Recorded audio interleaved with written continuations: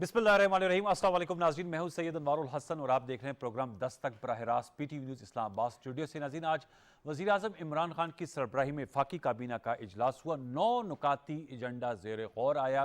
Prime minister Imran Khan साहब को और पूरी काबीना को पेंडोरा पेपर्स के हवाले से ब्रीफिंग दी गई और बताया गया कि कल जो 3 रुकनी आला सतही सेल कायम किया गया है प्राइम मिनिस्टर इमरान खान साहब की वज़ीर आज़म मुआयना कमीशन के तहत, जिसमें FBR, FIA, नैब शामिल है, वो पहले मरहले में इस चीज़ की जांच पड़ताल करेगा कि किसकी ऑफशोर कंपनी कानूनी है और किसकी नहीं।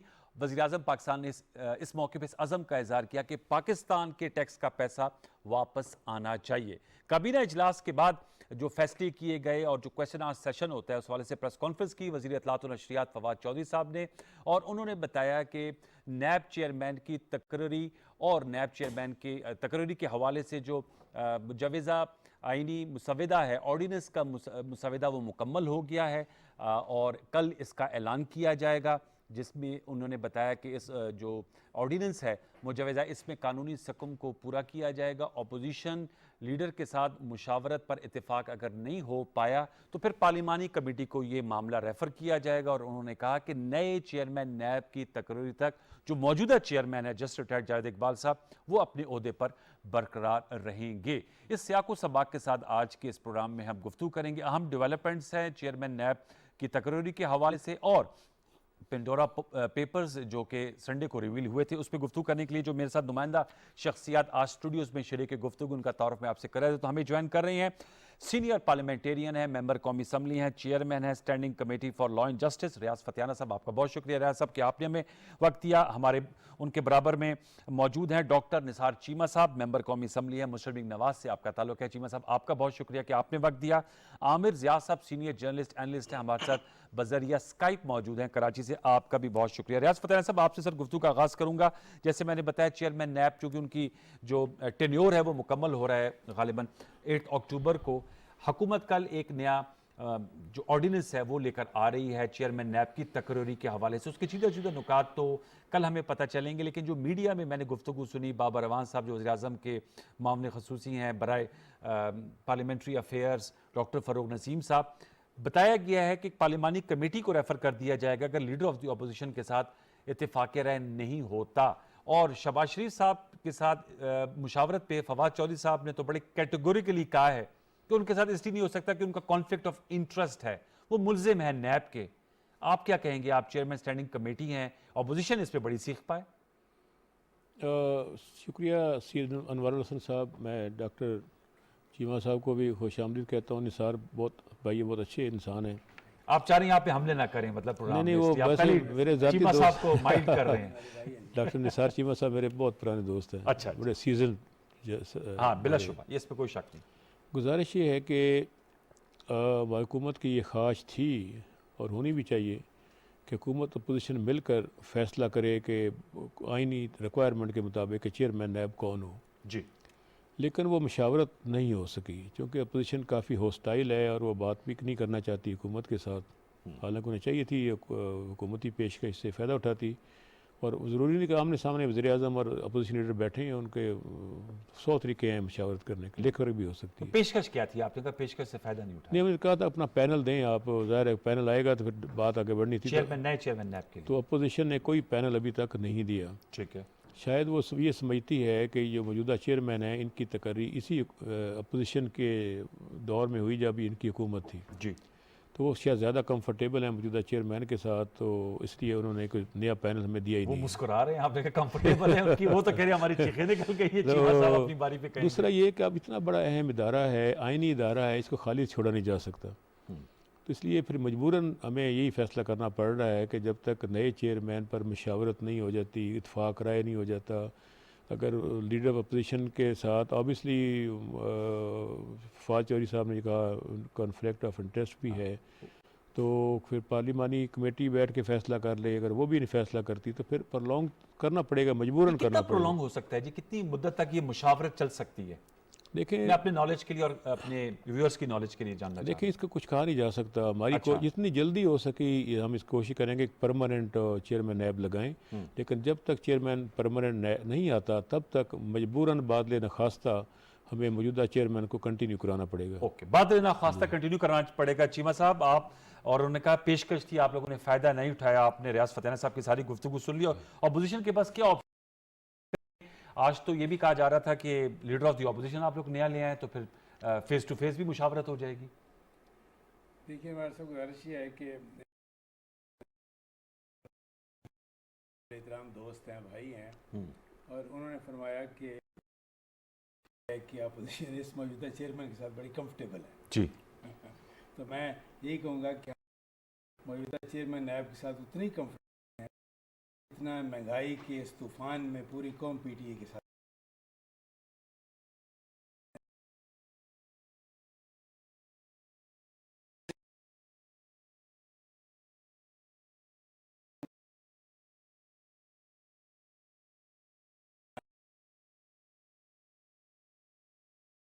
हमारे मौक़िफ़ के मुताबिक हमारी राय में मौजूदा चेयरमैन नायब का पीटी के साथ गठजोड़ है, अलायंस है, जिसको हमने हमेशा अनहोली अलायंस कहा है और इसका की आदत। लेकिन वो तो नए चेयरमैन सुन चाहिए ना। अब ये है कि देखें, इनका तो टेन्योर खत्म हो रहा है। देखें, जो इंसाफ के मामले में अकाउंटेबिलिटी के हवाले से कोई बासूल आदमी, कोई बाज़मीर शख्स जो है उससे इख्तलाफ नहीं कर सकता, लेकिन अकाउंटेबिलिटी वो होती है जो ट्रांसपेरेंट हो, फेयर हो, अक्रॉस द बोर्ड हो। ठीक, इस तरह ना हो जिस तरह पिछले 3 साल में one sided, targeted, politically motivated, ये ना हो, जिसकी ज़ात में सिर्फ अपोजिशन की आदत आए। उनके दाएं बाएं जो लोग हैं, यानी मालम जब्बा केस है, BRT पेशावर है, बिलियन ट्री स्कैंडल है, ठीक, ये बेशुमार है। ये बताइए, शहबाज शरीफ साहब से कहते हैं मुशावरत नहीं हो सकती, कॉन्फ्लिक्ट ऑफ इंटरेस्ट है। देखें, गुजारिश ये है, शहबाज शरीफ साहब के मामले में मुल्जिम रियाज फतेहाना साहब मुझसे इत्फाक फरमाएंगे, बड़े माशाल्लाह बड़े सुलझे हुए पार्लियामेंटेरियन है और उन्होंने अमूमी तौर पर हक की बात की है और सच्ची बात की है। देखें, बात यह है कि यानी जब तक कोई इल्ज़ाम किसी के ऊपर साबित नहीं होता वो मुल्ज़िम है, मुजरिम नहीं। वो तो कन्विक्शन मेरी गुजारिश सुन लें। हाँ, जब तक आप जिसके ऊपर चाहें आप इल्ज़ाम लगा दें, क्या वो मुजरिम हो जाता है? आप ये फरमाए कि पहली बात ये है, जो जिस तरह मैंने कहा कि one is presumed to be innocent unless proved otherwise, वो तो एक लीगल टर्म है ना। दूसरी जो बात है वो ये है, आज तक किसी कोर्ट ऑफ लॉ ने मियां शहबाज शरीफ को गिल्टी होल्ड नहीं किया। तीसरी बात जो मैं गुजारिश करता हूँ, अगर इसी को क्राइटेरिया मान लिया जाए तो प्राइम मिनिस्टर के खिलाफ खुद कई केसेस हैं। देखिए, foreign funding case election commission में मौजूद है जिसमें वो डिस्क्वालीफाई हो सकते हैं। क्या इस बुनियाद पे उनके खिलाफ है या पार्टी के खिलाफ? नहीं, उनके खिलाफ है, हज़ार हेड है, वो चेयरमैन है पार्टी के। अगर ये है कि वो ये साबित हो जाता है तो नेचुरली है कि वो डिस्क्वालीफाई हो सकते हैं। और क्या इस बुनियाद पे क्या अपोजिशन कह सकती है कि हमने इनसे बात नहीं करनी? ये नुकता जो है, ये फतेहान साहब इसका जवाब दीजिएगा, फिर मैंने आमिर जाद साहब के पास जाना है, क्योंकि आप कानूनदान भी हैं। वो कह रहे हैं कि मुल्जिम है, मुजरिम तो नहीं है, और PTI का फॉरेन फंडिंग केस भी है।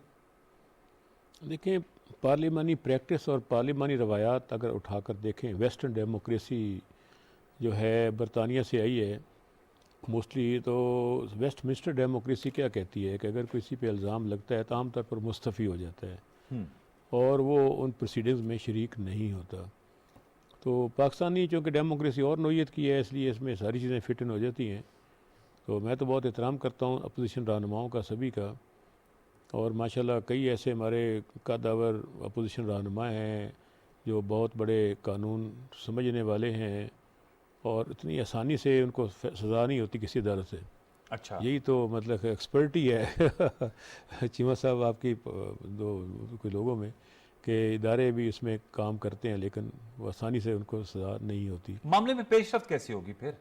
तो उसमें ये है कि पेशरफ्त कैसे होगी? ऑब्वियसली पेशरफ्त हो जाएगी, ऑब्वियसली हर चीज़ का कोई ना कोई हल निकल आता है। या ऑर्डिनेंस के जरिए आप लोग इसका हल निकाल रहे हैं, या अगर चैलेंज करते हैं लेकिन कोर्ट वो ऑफ लॉ में? तो गुजारिश है कि नैब कवानीन में एक मेरे मैं स्टैंडिंग कमेटी की लॉ एंड जस्टिस का जी जी, आप चेयरमैन हैं उसके। कौमी असम्बली से होती हुई एक रेफरेंस आया था हमारे पास, गवर्नमेंट का बिल था नैब कानून में तब्दील करने का। जी जी, उस पर कुछ मीटिंग्स भी हुई, अपोजिशन को भी एतमाद में लिया, गवर्नमेंट को भी एतमाद में लिया, क्योंकि मेरा वहाँ पे रोल होता है कि इम्पार्शल होकर मैं सब पूरे चला रहा होता हूँ पूरी कमेटी को। हमारा माहौल भी बड़ा अच्छा है, कोई लड़ाई झगड़ा नहीं होता। लेकिन वो बिल हुकूमत ने वापस ले लिया है क्योंकि उस पर इतफाक राय नहीं हो सका। और उस बिल में नैब कानून में तरमीम भी थी। तरमीम थी। चलिए उस पर जरा आते तरमीम में मैं चाहूंगा जरा आमिर ज़िया साहब पे ये देख लेना चेयरमैन नैब की तकरीर के हवाले से। आमिर ज़िया साहब बहुत शुक्रिया सर, आपने दोनों तरफ का नुक्ता नजर सुन लिया। कल ये ऑर्डिनेंस आएगा तो हमें बहुत अच्छे तरीके से पता चलेगा कि क्या क्या तरमीम जो है इस पर सजेस्ट की गई हैं। लेकिन सरदस्त जो मौजू है वो चेयरमैन नैब की तकरीर के हवाले से क्या कहेंगे, आपकी क्या राय है? मामला अगर इत्तेफाक राय से ना हो तो फिर पार्लियामेंट्री कमेटी के थ्रू हो जाए? आमिर ज़िया साहब। जनाब, बात ये अनवार साहब के हमारे यहाँ ये जो नैब की चेयरमैन की तकरीरी है, ये एक बहुत बड़े अकाउंटेबिलिटी प्रोसेस का एक जुज है, कुल नहीं है। हम लोग जितनी तवानाइयाँ इस नैब चेयरमैन के अपॉइंटमेंट पे सर्व कर रहे हैं, जितनी गुफ्तगू हो रही है, हम उस बात पे नहीं कर रहे कि जनाब 3 बरस में नैब की क्या कारकर्दगी रही। लोगों को हिज़्ब इख्तिलाफ को शिकायत ये है कि जनाब एक यकतरफा एहतसाब हो रहा है, हुकूमत को शिकायत ये है कि जनाब कन्विक्शन नहीं हो रही, यानी कि कोई भी जो फरीक है वो मुतमईन नहीं है। बात असल में जो दुख की बात है, हम जैसे लोग जो दरमियान में दोनों की बातें सुनते हैं, वो ये कि जनाब अकाउंटेबिलिटी प्रोसेस हमारा कहीं नहीं जा रहा। शोर होगा बहुत है, लेकिन आप ये देखिए कि कन्विक्शंस नहीं हो रही हैं। यकीनन कुछ नैब ने कारकर्दगी दिखाई कि बहुत ज़्यादा पैसे उन्होंने लोगों से रिकवर किए, लेकिन जो बड़ी मछलियाँ थीं उनमें से आप मुझे बताएं कन्विक्शन कितनों को हुई? और अगर एक आध को हुई, जैसे कि मियाँ नवाज शरीफ साहब को हुई थी तो वो बैरून मुल्क चले गए। उसके बाद हम देखते हैं कि सिर्फ केसेस हैं, बहुत ज़्यादा हम देखते हैं कि टीवी पे शोर उठता है, अखबारात में शोर उठता है, लेकिन उन केसेस को कंक्लूजन नहीं होता। तो ये मेरे ख्याल में एक ज़्यादा फिक्र की बात है कि नैब चेयरमैन कोई भी आ जाए, अगर हम लोग जो है प्रोसिक्यूशन सिस्टम को बेहतर नहीं कर रहे, इन्वेस्टिगेशन सिस्टम को बेहतर नहीं कर रहे, अदालती निज़ाम को बेहतर नहीं कर रहे, क्योंकि सब जो अदालती निज़ाम है, अब मुझे नहीं पता है कि इसको किस तरह से लिया जाएगा, लेकिन उसमें अनवार साहब बात ये है कि लगता ये है कि वो मुजरिमों को जो है ना ज़्यादा हकूक देता है बनिस्बत एक विक्टिम के। आप ये देखें कि शहबाज शरीफ साहब, यकीनन उनके ऊपर कोई केस जो है वो साबित नहीं हुआ, लेकिन मैं 2 केसेस का अगर तस्करा करूं, आप इजाजत दें। एक जैसे 25 अरब रुपए का है जो कि FIA का है, जो मतलब है मनी लॉन्ड्रिंग और जनाब एसेट्स बियॉन्ड मींस का। फिर दूसरा भी नैब का 7.3 बिलियन का है। ऐसे वो शहबाज शरीफ साहब पे नहीं, उनके पूरे खानदान पर है। और जिस किस्म के शवाहिद दावा कर रहे FIA और नैब कि उनके पास हैं, उस तरह की शवाहिद हैं कि जनाब कहते हैं कि फेक अकाउंट्स थे, फेक IDs के ऊपर जो है रकम का जमा कराई गई। हमजा के अकाउंट के अंदर, सुलेमान साहब के अकाउंट में, शहबाज साहब के अकाउंट में, हत्ता कि जो उनकी बेगम है उनके अकाउंट में। तो ये चीज़ें बहुत बड़े सवालिया निशान हैं। और हमारे मुल्क में वाइट कॉलर क्राइम की, जिस मुल्क में कत्ल का मुकदमा जो है 20 बरस चल सकता है, घर का मकान पे अगर आपके कब्जा हो जाए तो उस पर आप 30 साल निकाल सकते हैं, तो वाइट कॉलर क्राइम पे तो फैसला होना जो है बहुत ही मुश्किल काम है। हमारी एक्सपर्टीज उस तरह की नहीं है कि मनी ट्रेल को निकाल भी ले तो जनाब बड़े बड़े कई करोड़ों के वकला कर लेते हैं कि जाहिर है ये तमाम लोग जो है पावर में रहे हैं और इनके बहुत ज्यादा मतलब है पॉलिटिकल क्लाउड है, इनके बहुत ताल्लुक। आप क्या सजेस्ट करेंगे आमिर ज़िया साहब, आप क्या सजेस्ट करेंगे कि नैब के कानून में वैसे जो नुकात बताएं, और यहाँ ये भी बताते चलूँ कि जो वजीर कानून है बैरिस्टर फरूक नसीर साहब, उन्होंने कहा है कि लीडर ऑफ द ऑपोजिशन से मुशावरत होगी और इस ऑर्डिनेंस पे इस शिक को बरकरार रखा गया है मुशावरत का। साथ में ये कहा है कि लेकिन अगर इत्तेफाक राय ना हो तो पार्लिमानी कमेटी में ये मामला रेफर होगा। साथ में ये जो आप बात कर रहे हैं कि टाइमलाइन भी इसकी शायद होगी, वो हमें कल ही पता चलेगा।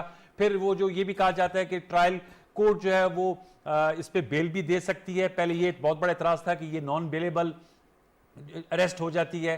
फिर एक और ये भी इशू आ रहा है, बल्कि बाबर रवान साहब को मैं सुन रहा था कि इसमें सेशन जज, एडिशन सेशन जज और साबिक जजेस जो है उनको भी हायर किया जाएगा, तो ये जो रफ्तार है वो तेज हो सकेगी। आप समझते हैं इस पूरे पैकेज को ऑर्डिनेंस की सूरत में लाना जो है वो एक बेहतर कदम है? देखिए, असूली तौर पर जाहिर है कि पार्लिमानी जमहूरियत में बिल पे अगर बहस होती और जनाब कानून की शक्ल में पास होता तो ज्यादा अच्छा होता, लेकिन जो इस मुल्क में सियासी पोलराइजेशन है उसमें तो ये होना नामुमकिन है। लेकिन बहुत सारे लोगों को, मुझ समेत, ये खदशा है कि जो हुकूमत का लाया हुई जो तरमीम है वो नैब के ऑर्डिनेंस को जो है, नैब के कवानीन को मजीद कुंद कर रही है, तेज नहीं कर रही है।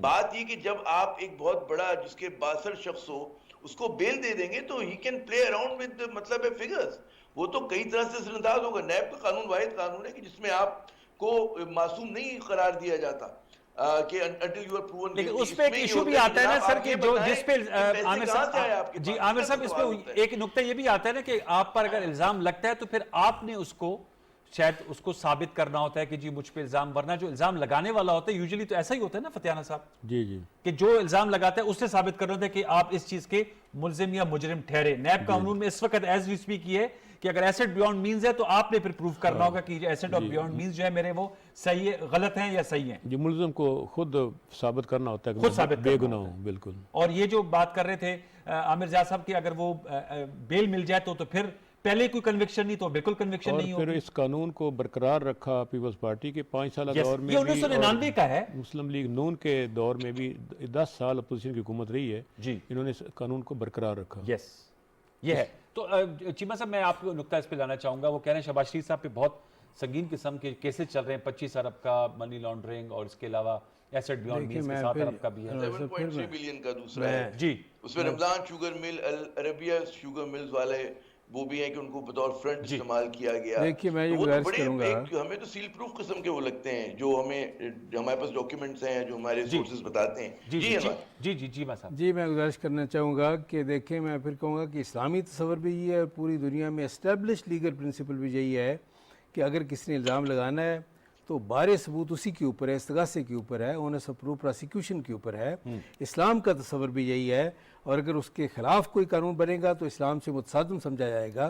और ये है कि ये भी है, सिर्फ ये नहीं है कि उसने साबित करना है इस्तगासे ने, इस्लामी तस्वर ये है कि अगर किसी के ऊपर कोई झूठा इल्ज़ाम लगाए और अगर वो साबित ना कर पाए तो उसको मुजरम समझा जाएगा। जी, ये इस्लामी तस्वर है।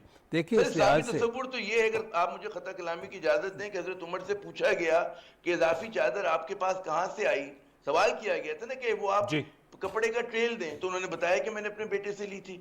तो ये तो तस्वुर नहीं है। उन्होंने ये नहीं कहा कि आप साबित करें कि मेरे पास चादर कहाँ से आई थी। इस्लामी तस्वुर में एक सीधा सा सवाल है कि ये जो आपने इतना बड़ा महल खड़ा किया या आपने इतनी बड़ी जायदाद बनाई या आपने फला फला काम किया, वो कहां से आए। और आप अजीब गरीब बात है कि आपके अकाउंट्स में पैसे आ रहे हैं, बिलियंस ऑफ रुपीस आ रहे हैं और आपको ये नहीं पता कि कौन दे रहा है। कोई पापड़ वाला दे रहा है, कोई रेडी लगाने वाला दे रहा है, कोई फेरी लगाने वाला, कोई रमजान शुगर मिल का लो लेवल के एम्प्लॉय। ये तो मतलब है कि सारा मेरा टाइम भी यही लेंगे। नहीं जी जी जी चीमा साहब, जी चीमा साहब। देखिए गुजारिश ये है कि अगर इसको मेयार बना लिया जाए एसेट्स बियॉन्ड मीन्स वाला, तो मैं आपको यकीन दिलाता हूँ कि किसी शख्स के ऊपर आप जो चाहे इल्ज़ाम लगा दें, वज़ीर आज़म के ऊपर, वज़ीर आज़म की सारी काबीना के ऊपर, वज़राए आला के ऊपर। और बात यह है कि सिर्फ इल्ज़ाम लगाना जो है, जिस तरह हमारे मोहतरम दोस्त भाई फतियाना साहब फरमा रहे थे कि मगरबी जमहूरियत वाकई ये है कि जिसके ऊपर इल्ज़ाम लगे वो घर चला जाए इस्तीफ़ा देकर।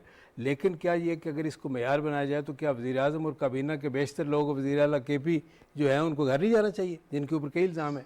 देखें गुजारिश ये है, मैं फिर ये कहूँगा कि मैं चेयरमैन नैब के बारे में सिर्फ ये गुजारिश करना चाहूँगा कि हमारी बात छोड़ें। हमारा मौक़िफ़ तो ये है ना कि वो उनका और PTI का अलायंस है, अनहोली अलायंस है और उसका टारगेट जो है अपोजिशन है। मेरी गुजारिश सुन ले। नहीं अब तो एक्सटेंशन जो जिनको दी जा रही है, मैं मुझे सिर्फ ये फरमा दें, फतियाना साहब भी मुझे यकीन है कि बिल्कुल इत्फाक फरमाएंगे कि इनकी इस चेयरमैन की क़यादत में जो इंस्टीट्यूशनल परफॉर्मेंस है नैब की, अपोजिशन का मौक़िफ़ छोड़ दें, जी जी, उस इंस्टीट्यूशनल परफॉर्मेंस के बारे में मुल्क की सबसे बड़ी अदालत की ऑब्जर्वेशन ये है कि नैब का इदारा वो है जो पॉलिटिकल इंजीनियरिंग के लिए इस्तेमाल हो रहा है, जो पॉलिटिकल विक्टिमाइजेशन के लिए इस्तेमाल किया जा रहा है और जिसने अपना इम्पार्शियलिटी का इमेज जो है बुरी तरह मजरू कर दिया है। ये सुप्रीम कोर्ट ऑफ पाकिस्तान के ऑब्जर्वेशन है। अच्छा दूसरी इस पे कानून में तब्दीली क्यों नहीं की? मुझे नहीं, अगर हमने नहीं की तो हमने गलत किया है। अगर हम हमारे दौर में तरामीम नहीं हुई नैब लॉज में तो ये गलत है। इसको इस्लाम से मुतसादम करार देकर इसमें ज़रूरी तरामीम होनी चाहिए थी, जो हमने, मैं समझता हूँ कि हमसे अगर ये लफ्ज़श हुई है तो वो उनसे कहना अपनी बारी पर। अच्छा जी, दूसरी जो बात है, ये तो मुझे नैब के तर्जुमान यहाँ लग रहे हैं, देखें वो उनसे फरमाए कि अपनी बारी पे बोले, उनसे ये फरमा दे कि अपनी बारी पे बोले। दूसरी बात जो है वो ये है इंस्टीट्यूशनल परफॉर्मेंस। मैं देखें अनवार साहब, हाउ टू इंप्रूव इट, चलिए इसका बताएं, इसको बेहतर कैसे किया जा सकता है? मैं गुजारिश सुन ले, तजवीज़ भी देना। मेरी गुजारिश सुन ले।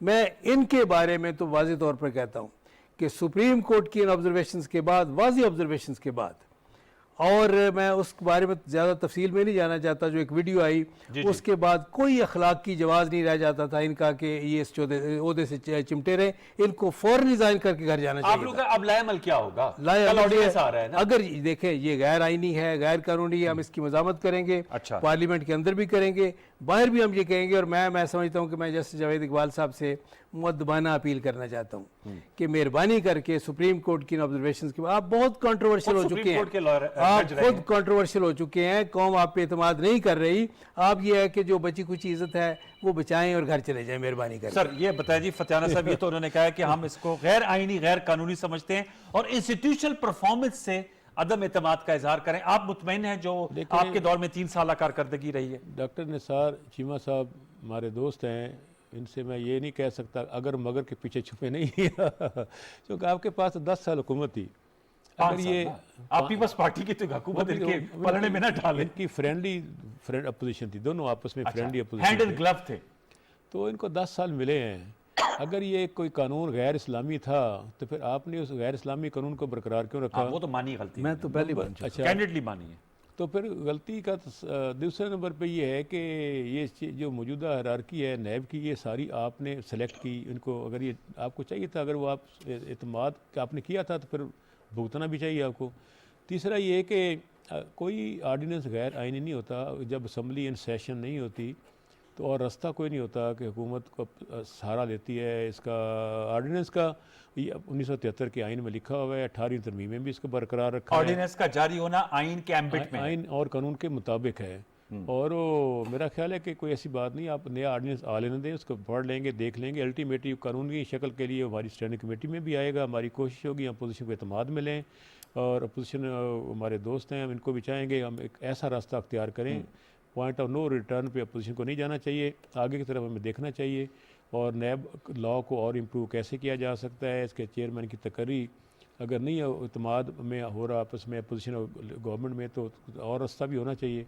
ठीक है। और इससे आपकी पहले इजाज़त से आपको याद होगा एहतसाब ब्यूरो आपकी पार्टी ने बनाया, सेनेटर सैफुर रहमान साहब आपकी पार्टी के सेनेटर थे, आपके टिकट पर जीते थे, उनको आपने इसका सरबराह बनाया, उन्होंने सिक्रियो किया। रवायात तो आपने गलत कायम की, अगर वो रवायात ना होती तो मेरा ख्याल है आज शायद बहुत हम बेहतर आगे बढ़ रहे होते।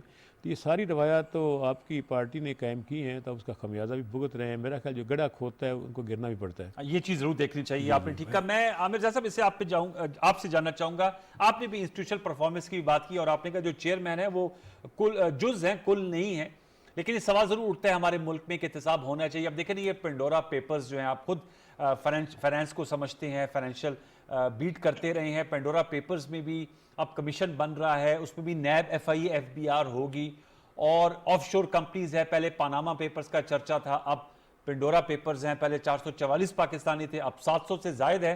तो कोई ऐसा निज़ाम होना चाहिए कड़ा जो अक्रॉस द बोर्ड अकाउंटेबिलिटी करे, जिस पे आवाम का एतमाद हो और टैक्स पेयर मनी जो है वो साइफन ऑफ ना हो। आमिर जिया साहब।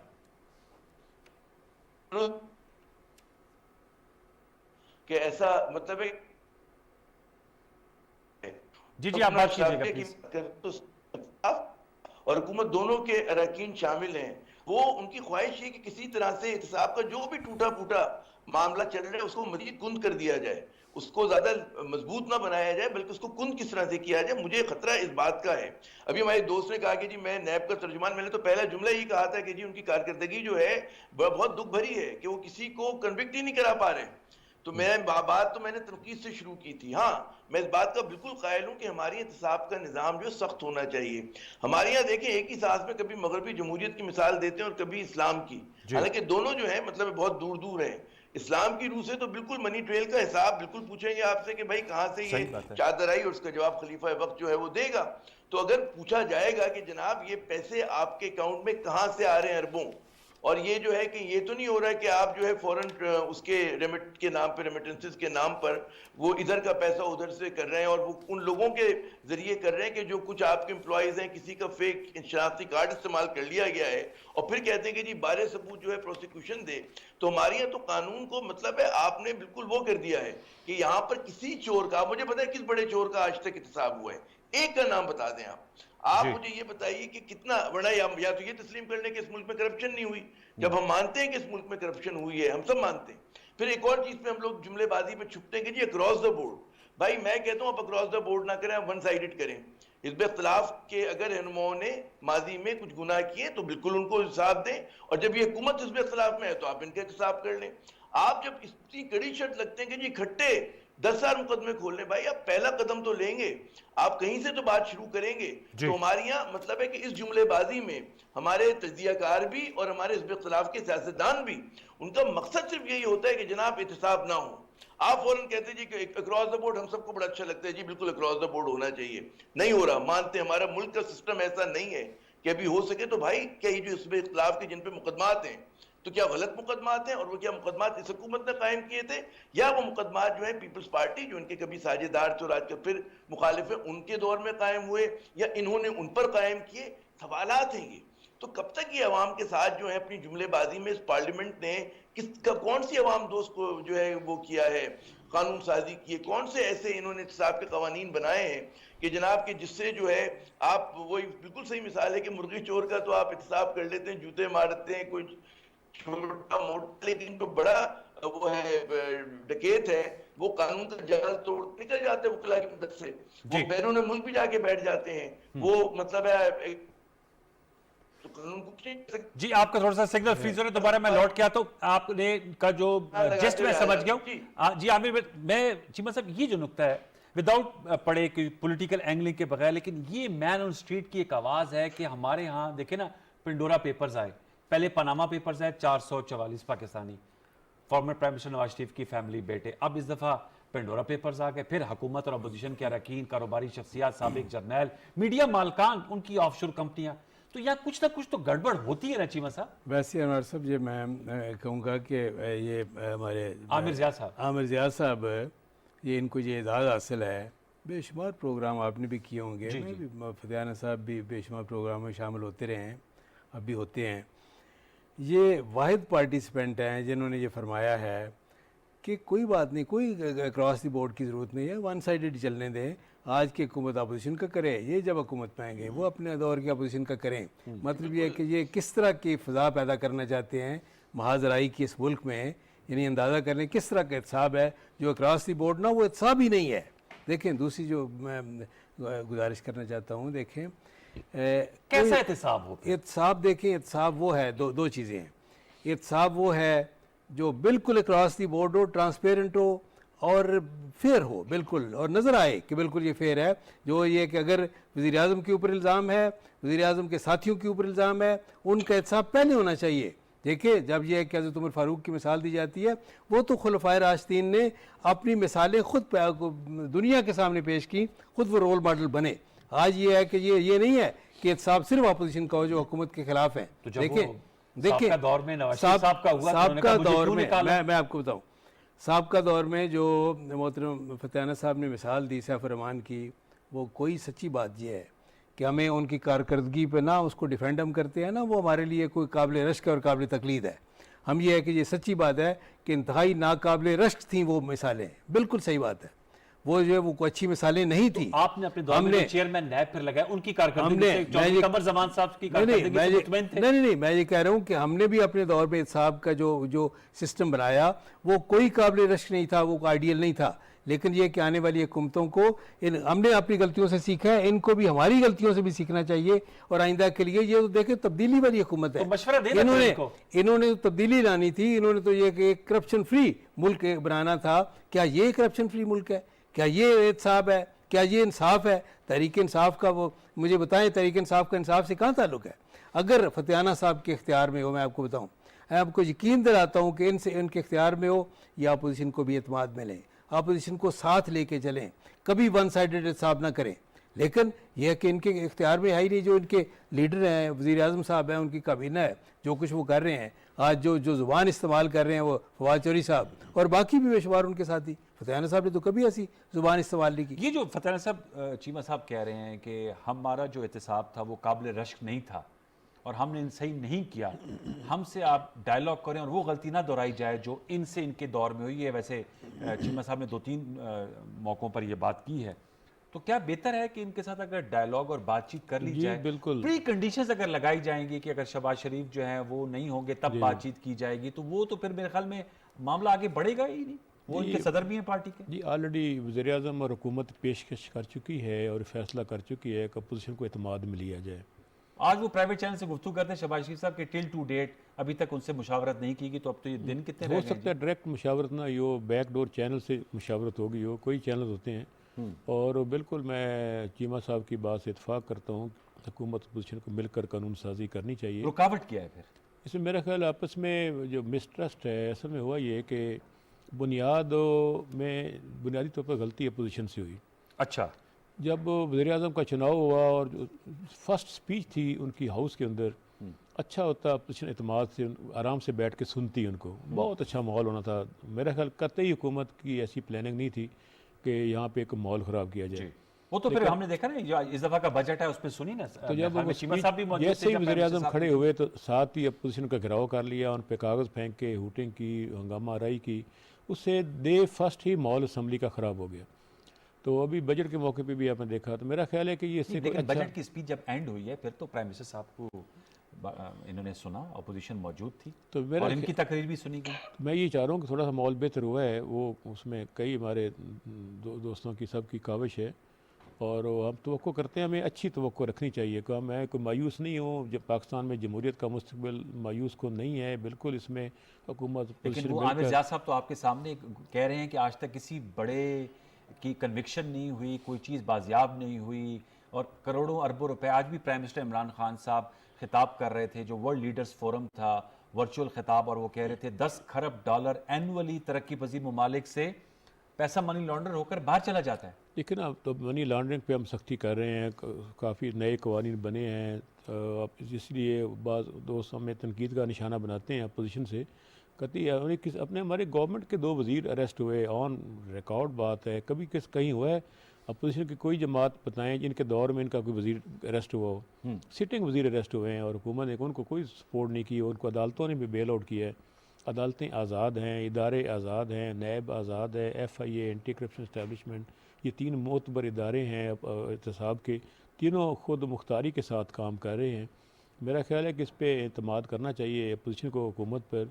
हमारी नीयत ठीक है, हमारा मैंडेट है कि यहाँ पे करप्शन का खात्मा हो, गवर्नेंस को बेहतर किया जाए। अभी आपने कहा आपका मैंडेट है, ये मेरे ख्याल में सुनहरी मौका नहीं है कि पेंडोरा पेपर्स में 700 पाकिस्तानियों के आए हैं, जी, इसमें जरा आप प्रूव कर सकेंगे कि जी किसकी गैर कानूनी और किसकी दुरुस्त कानूनी है। पनामा लीक्स के बाद पंडोरा पेपर्स जो आए हैं तो एक नया पंडोरा बॉक्स खुल गया है और इससे 700 अगर पाकिस्तानियों के नाम हैं जिन्होंने अपनी पैसा छुपाने की कोशिश की है या ऑफशोर कंपनीज बनाई हैं, तो मेरा ख्याल सभी का एहतसाब तो होगा, हर एक को नतीजा वजाहत। निकलेगा।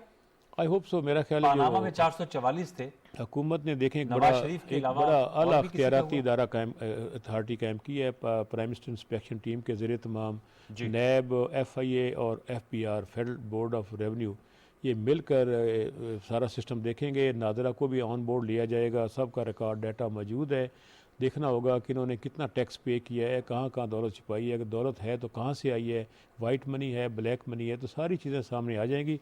एक बात याद रखें, इस हुकूमत के दौर में किसी के साथ ना ज़्यादती होगी ना अनड्यू फेवर दी जाएगी। बिल्कुल प्राइम मिनिस्टर बड़े सख्त मजाज इस मामले में है, बड़ा स्ट्रेट फारवर्ड है और उनके अपने रैंक्स में कोई गलत होगा तो उसको भी नहीं बख्शेंगे और अपोजिशन में कोई होगा तो उसको भी नहीं बख्शेंगे। तो मेरा ख्याल हुकूमत को चाहिए कि ताउन के बड़े हुए हाथ को संभालें हुकूमत के और मिलकर हम यहाँ से एक ट्रांसपेरेंट मुल्क के लिए, और गवर्नेंस एक के अच्छी लिए मिसाल कायम करें ताकि और जैसे कड़ा एहतसाब इस पे हुकूमत को मेरा ख्याल हमारा साथ देना चाहिए। कड़े एहतसाब के Opposition लिए तो को। आपको भी हमारा साथ देना चाहिए।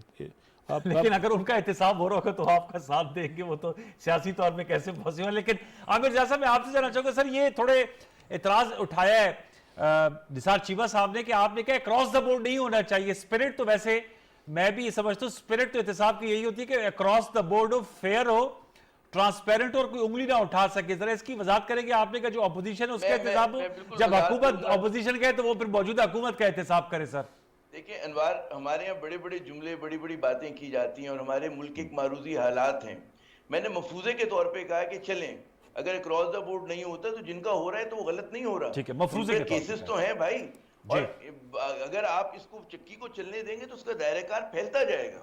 तो आप कहीं से उसका नुक्ता आगाज होता है, एकदम आप गाड़ी को जो है वो 1000 मील फी घंटे की रफ्तार से नहीं चला सकते, आपको उसको मोमेंटम बनाना होता है। हमारे ये बहुत कुछ मेरे ख्याल में कुछ फिक्री मुगालते हैं, और उसमें एक फिक्री मुगालता ये है कि जैसे हम लोगों को शौक है अच्छी अच्छी बातें करने का, मैं तो क्योंकि सहाफ़ी हूँ और हमें सिखाया गया कि कॉल स्पेड स्पेड। बात ये होती है कि एक जैसे ये भी बात हुई कि जी हुकूमत और हिज़्ब इख्तिलाफ मिलकर कानून साजी करें। बाज़ औक़ात अगर इनको मिली के करना है तो अलग अलग जमातें ही ना हों, तो जमहूरियत में इंक्लूसिव भी होती है और जमहूरियत मेजॉरिटिज्म का भी नाम है जी। तो बाज़ औक़ात अगर हमारे मुल्क में जो पोलराइजेशन है अगर उसमें इंक्लूसिव नहीं हो सकती, मतलब है कि इसमें तो वो फिर ज़ाहिर है कि मेजॉरिटी, क्योंकि अगर हुकूमत के पास मेजॉरिटी अगर वो कानून साजी करती है तो क्या बुरा करती है, तो इसमें कोई वो बात नहीं है, कोई शर्त नहीं है कि आप जनाब ऑन बोर्ड लेके करें। अगर उनके पास किसी के पास 2/3 अक्सरियत है, वो क्यों नहीं अपनी मर्जी की कानून साजी करेंगे। तो मेरे ख्याल में ये जो हम अच्छी अच्छी बातें करते हैं, हमें प्रैक्टिकल बात करनी चाहिए, अमलियत पसंदी की बात करनी चाहिए। एक और आखिरी नुक्ता, देखिए हम हर वक्त एहतसाब की बात करते हैं, एहतसाब जो हमारी अमीर तबका है ना, उसके भी 0.12% लोगों का इशू है इस वक्त। हम उन लोगों की बात नहीं करते कि जो लोअर कोर्ट्स में रोज ख्वार हिज्जल ख्वार हो रहे होते हैं जी। वो लोग कि जिनके पास कहते हैं केसेस के पैसे नहीं होते। हमने कभी ना टीवी पे प्रोग्राम करते हैं, ना हिज़्ब इख्तिलाफ के दिल में दर्द जागता है, ना हुकूमत के जनाब उनकी, मैं अगर वो करूं तो हमारा तो फोकस उन पे होना चाहिए, ना कि 10 20 50 100 बड़े लोगों के ऊपर। आपने बना दिया जो इन ख्वास का मसला है उसको आपने 22 करोड़ अवाम का मसला बना दिया। इसमें जो एहतसाब है वो सेंट्रल कंट्रडिक्शन नहीं है, बुनियादी तदाद नहीं है इस मुल्क का। क्योंकि अगर हमें इंसाफ की बात करें तो इंसाफ तो फिर लोअर कोर्ट में खिजल ख्वार हो रहा होता है, हाई कोर्ट में आप देखें कितने कितने अरसे तक केसेस चलते हैं, कितने पेंडिंग केसेस हैं। तो उस पर तो हमारी कोई डिबेट नहीं होती, हम ले दे के रह जाते हैं जी शहबाज शरीफ पे मुकदमा चल रहा है, बहुत बड़ा जुल्म हो रहा है। लेकिन वो जो जुल्म एक आम आदमी के साथ हो रहा है कि उसका अपना घर वो नहीं छुड़ा पा रहा, कत्ल का मुकदमा है, वो कातिल को सजा नहीं दिलवा पा रहा, उस पर तो हम और आप बात करते हैं। ये बहुत आम नुकता आपने उठाया। मैं आज पता चलेगा मीडिया का भी और हुक्मरान अशराफिया का भी, बिल्कुल आपने की बात हम नहीं करते, हम बात करते हैं ख्वास की, वो भी ख्वास में भी चंद फीसद जिन पे करप्शन के इल्जाम आते हैं। वेरी इंपॉर्टेंट पॉइंट, तो नॉन इशू, इस पर तो बात भी नहीं होनी चाहिए जी वेरी इंपॉर्टेंट पॉइंट। इस मौके पे हम एक ब्रेक लेते हैं, ब्रेक के बाद आएंगे जो आपने नुकता उठाया मिर्जा साहब, मैं जरा इसको भी थोड़ा सा गुफ्तगू में शामिल करूंगा। लोअर जुडिशरी में रिफॉर्म्स किस तरह होनी चाहिए, एक छोटा सा वक्फा, दोबारा लौट के आते हैं, हमारे साथ रहिए।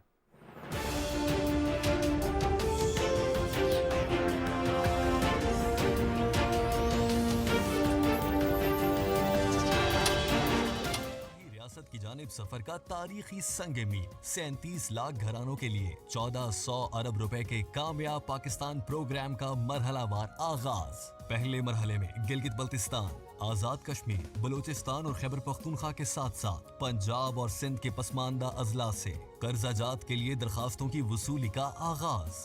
मज़कूरा इलाकों के महदूद वसाइल वाले पाकिस्तानी अपना कौमी शनाख्ती कार्ड नंबर अभी 5771 पर SMS करें। एहसास प्रोग्राम और नादरा के डेटाबेस से अहलियत और शनाख्त की तस्दीक के बाद आपको कर्जाजात की फराहमी से मुतालिक जवाबी SMS के जरिए मुत्तला किया जाएगा।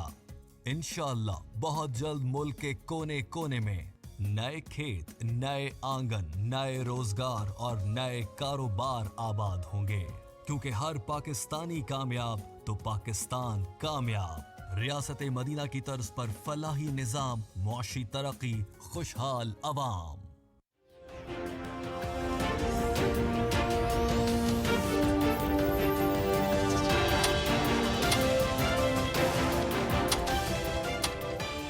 Welcome back viewers, welcome back viewers. हम गुफ्तगू करेंगे अब थोड़ा सा लोअर जुडिशरी की रिफॉर्म्स के वाले से। आम नुकता उठाया आमिर ज़िया साहब ने, मैं चीमा साहब इस पर आपका ज़रूर राय लेना चाहूँगा कि एक आम आदमी को इंसाफ की फरहमी, जिसे कहते हैं ना जस्टिस इन टाइम सेव्स 9, तो इस पे जस्टिस डिलेड जस्टिस डिनाइड भी कहा जाता है।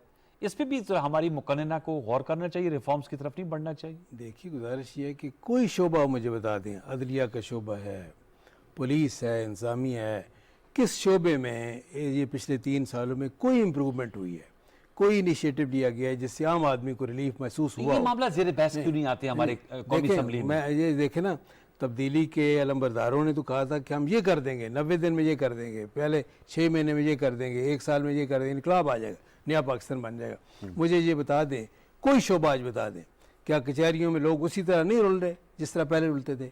क्या अस्पतालों में मरीज उसी तरह नहीं रुलते? बल्कि हमारे दौर में आपने जैसे पहले रुलते थे, तो आपके दौर में भी रुलते थे। नहीं, लेकिन एक मैं आपको बता दूं, शहबाज शरीफ ने पंजाब में जो रिफॉर्म्स लाए वो, और मैं तो देखिए उस टीम का हिस्सा था, डीजी हेल्थ के तौर पे मैंने पंजाब में काम किया। देखें हमने ये है कि जितने अस्पताल नए बनाए, जितनी डिस्पेंसरियाँ बनाई, जितने ये है कि नए इदारे बनाए, ड्रग टेस्टिंग लेबार्ट्री से बेशुमार अच्छा, इसके अलावा हमने आला तरीन क्वालिटी के अनवार साहब अद्वियात जो थी मल्टीनेशनल कंपनियों से ख़रीद कर ऊपर टीचिंग अस्पतालों से लेकर बेसिक यूनिट तक मौजूद थी। आज नहीं है, आज बिल्कुल नहीं है। आज ये है कि वो मरीज़ रुल गए हैं वाकई, और शहबाज शरीफ को याद करते हैं। कोई निज़ाम मुझे बता दें किसी शोबे में कोई निज़ाम बेहतर हुआ हो, कोई इनिशिएटिव लिया गया हो? सर बताएं। और दूसरी बात, स्वीपिंग स्टेटमेंट दिया चीमा साहब ने, रुल गए हैं लोग। बताने देंगे तो बताऊंगा। नहीं, एक और बात देखिए, आखिरी बात देखें, गुजारिश ये है कि हुकूमत की किसी सरबराह की, इदारा के सरबराह हो, सूबे का हो, मुल्क का हो, उसकी कमिटमेंट का, अखलास नीयत का पता चलता है उसकी सिलेक्शन ऑफ टीम से। कहाँ right man for the right job का असूल कार फरमा नज़र आता है इस हुकूमत में आपको। और दूसरी बात यह है कि पनामा पेपर्स में अगर वाकई ये अकाउंटेबिलिटी में मुखलिस होते तो 450 लोगों के नाम आए, सिर्फ मियां नवाज शरीफ के खिलाफ केस हुआ और वो भी पनामा में नहीं, अकामा में उसको बेचारे को निकाला गया था ना, लेकिन बाकी जो 450 आए किसी के खिलाफ पिछले 3 साल में करेंगे कि पिछले 3 साल में किसी एक आदमी के खिलाफ कोई इन्वेस्टिगेशन हुई हो। अब भी यह है कि अगर मैं एक तजवीज़ आपको देता हूँ, वो क्या? फतियाना साहब मुमकिन है मुझसे इत्फाक फरमाएं, अगर आप करना चाहते हैं अकाउंटेबिलिटी तो अपने लोगों पे मुश्तमिल कमेटियां ना बनाएं।